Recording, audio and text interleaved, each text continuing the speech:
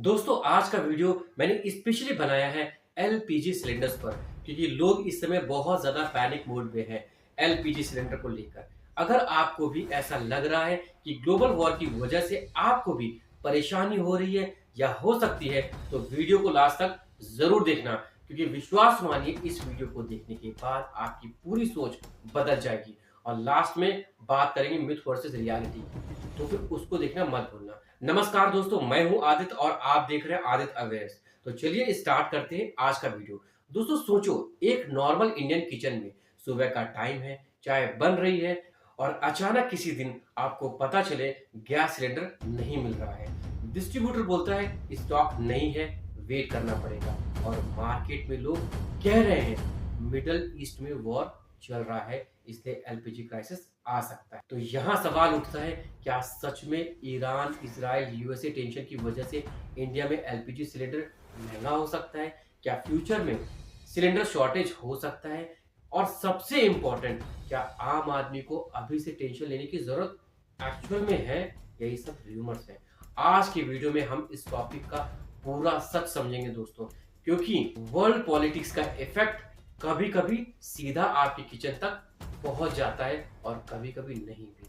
सबसे पहले समझते हैं कि एलपीजी का कनेक्शन मिडिल ईस्ट से क्या है। दोस्तों इंडिया दुनिया का सबसे बड़ा एलपीजी कंज्यूमर्स में से एक है। हर साल India crore of LPG cylinders use करता है। लेकिन एक शॉकिंग फैक्ट है, इंडिया अपनी एलपीजी का बहुत बड़ा हिस्सा इंपोर्ट भी करता है, और ये इंपोर्ट मोस्टली आता है मिडिल ईस्ट से। सऊदी अरेबिया, कतर, यूएई और कुछ केसेस में ईरान रीजन से इनडायरेक्टली। इसका मतलब क्या हुआ?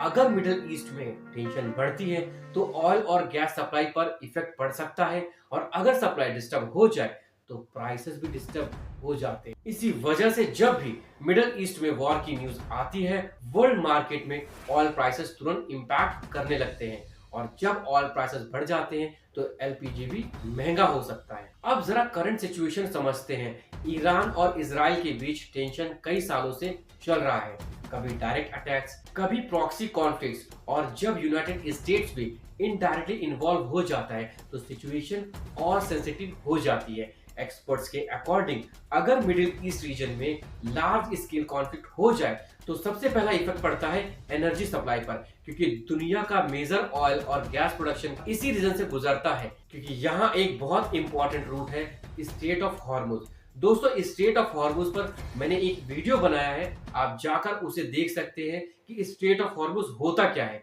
और ये कैसे काम करता है, क्यों ये दुनिया का सबसे इंपॉर्टेंट रूट है। मैं आपको एक छोटा सा इसका एग्जांपल देता हूं कि ये एक छोटा सा सी पैसेज है, लेकिन दुनिया का लगभग 20% ऑयल सप्लाई इसी रूट से पास होता है।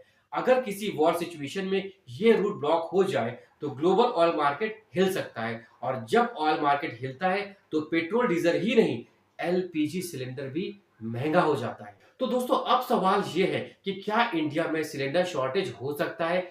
इसका जवाब सिंपल भी है और कॉम्प्लिकेटेड भी। सिंपल इसलिए क्योंकि इंडिया ने लास्ट कुछ सालों में अपनी एनर्जी स्ट्रैटेजी इंप्रूव करी है। इंडिया डिफरेंट कंट्रीज से एलपीजी इंपोर्ट करता है, सिर्फ एक कंट्री पर डिपेंड नहीं है, और इंडिया के पास स्ट्रैटेजिक रिजर्व्स और स्टोरेज फैसिलिटीज भी हैं, इसलिए इमीडिएट शॉर्टेज का रिस्क कम होता है। लेकिन कॉम्प्लिकेटेड इसलिए है क्योंकि अगर वॉर लॉन्ग टर्म हो जाए और ग्लोबल ऑयल सप्लाई डिस्टर्ब हो जाए तो प्राइस इम्पैक्ट जरूर पड़ता है। आपने नोटिस किया होगा, जब भी इंटरनेशनल क्रूड ऑयल प्राइसेस बढ़ते हैं तो कुछ टाइम बाद एलपीजी सिलेंडर्स भी महंगा हो जाता है। इसका रीजन सिंपल है, गैस कंपनीज को भी इंटरनेशनल मार्केट से गैस खरीदनी पड़ती है, और अगर उनका कॉस्ट बढ़ जाए तो प्राइस एडजस्टमेंट भी होता है। लेकिन दोस्तों एक रियलिटी है, इंडिया में एलपीजी प्राइसिंग सिर्फ मार्केट पर डिपेंड नहीं करती, गवर्नमेंट भी रोल प्ले करती है। कभी सब्सिडी देकर प्राइस कंट्रोल किया जाता है, कभी टैक्सेस एडजस्ट किए जाते हैं, और कभी ऑयल कंपनीज टेम्परेरी लॉस भी एब्जॉर्ब कर लेती है। इसलिए ग्लोबल क्राइसिस का इंपैक्ट इंडिया में थोड़ा डिलेड और कंट्रोल होता है। अब एक इंटरेस्टिंग साइकोलॉजिकल एंगल भी समझते हैं। जब वॉर की न्यूज आती है लोग पैनिक बाइंग शुरू कर देते हैं। ये सिर्फ इंडिया में नहीं, पूरे वर्ल्ड में होता है। कोविड के टाइम पर आपने देखा होगा लोग राशन और मेडिसिन स्टोर करने लगे थे। वैसे ही अगर एनर्जी क्राइसिस की अफवाह फैल जाती है तो लोग एक्स्ट्रा सिलेंडर्स बुक करने लग जाते हैं। लाइक जरूरत है एक की, बाय कर रहे हैं 2 और 3 एक्स्ट्रा सिलेंडर्स कि कहीं एलपीजी क्राइसिस की वजह से सिलेंडर्स खत्म ना हो जाए। पर दोस्तों सच ये है कि इन र्यूमर्स की वजह से ही एलपीजी क्राइसिस हो जाता है, क्योंकि लोग बिना वजह स्टोर करने लगते हैं और जब डिमांड सडनली बढ़ जाती है तो टेम्परेरी शॉर्टेज फील होने लगती है। लेकिन अक्सर ये शॉर्टेज रियल सप्लाई प्रॉब्लम से ज्यादा पैनिक बाइंग की वजह से होती है। दोस्तों सच ये भी है कि India is one of the largest country in the world और यहाँ लोगों को इतनी ज्यादा फ्रीडम है कि लोग कुछ भी बोल देते हैं और वो र्यूमर तुरंत फैल जाती है। कुछ भी वीडियो पोस्ट कर देते हैं और वो वायरल हो जाती है। सच ये भी है कि लोग उन्हें ज्यादा टारगेट करते हैं जो लोग ऑनेस्ट होते हैं, क्योंकि वो जानते हैं कि वो कुछ नहीं करेंगे और वो ये भी समझते हैं अच्छी तरह से कि जो लोग बुरे हैं उनकी वीडियो पोस्ट नहीं करना है, नहीं तो उनका धंधा बंद भी हो सकता है। इसलिए मैं अपने व्यूअर्स को यही बोलता हूं कि अवेयर रहो। ठीक इसी रीजन से अगर कोई भी कुछ बोलता है कि एलपीजी क्राइसिस आने वाली है, एलपीजी क्राइसिस हो सकती है, तो कॉमन सेंस लगाइए, र्यूमर्स पर मत पड़िए। दोस्तों अब एक और इंपॉर्टेंट चीज समझना जरूरी है, फ्यूचर एनर्जी ट्रांजिशन। आने वाले टाइम में वर्ल्ड स्लोली मूव कर रहा है, electric cooking, PNG pipelines, renewable energy. दोस्तों सिटीज में पीएनजी गैस नेटवर्क एक्सपेंड हो रहा है, लेकिन रूरल इंडिया में अभी भी एलपीजी ही मेन फ्यूल है। इसलिए एलपीजी सिस्टम अभी कई सालों तक इंपॉर्टेंट रहेगा। अब आता है सबसे interesting part, myth versus reality.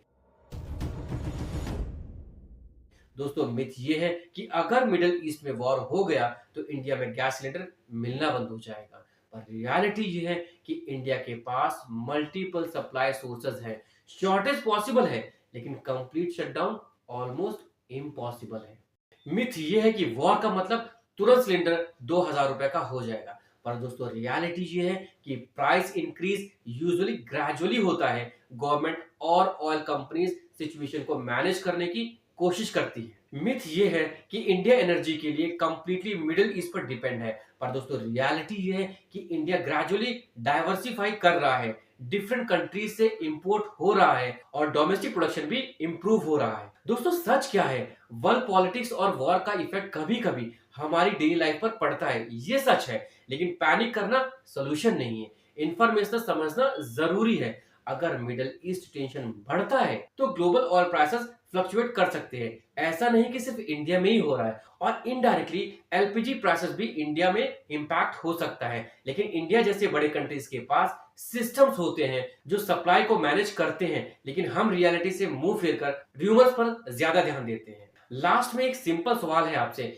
क्या आपको लगता है फ्यूचर में एलपीजी सिलेंडर और महंगा होगा या इंडिया ऑल्टरनेटिव एनर्जी पर शिफ्ट करेगा? कमेंट में जरूर बताना। और हाँ, अगर आपको ये वीडियो इंफॉर्मेटिव लगा हो तो वीडियो को लाइक करें और आदित्य अवेयरनेस को सपोर्ट जरूर करें, क्योंकि यहाँ हम बात करते हैं सच की, अवेयरनेस की और रियलिटी की। दोस्तों आज का वीडियो यहीं तक था, मिलते हैं नेक्स्ट पावरफुल और अवेयरनेस वीडियो के साथ। Till then stay safe, stay healthy, thank you.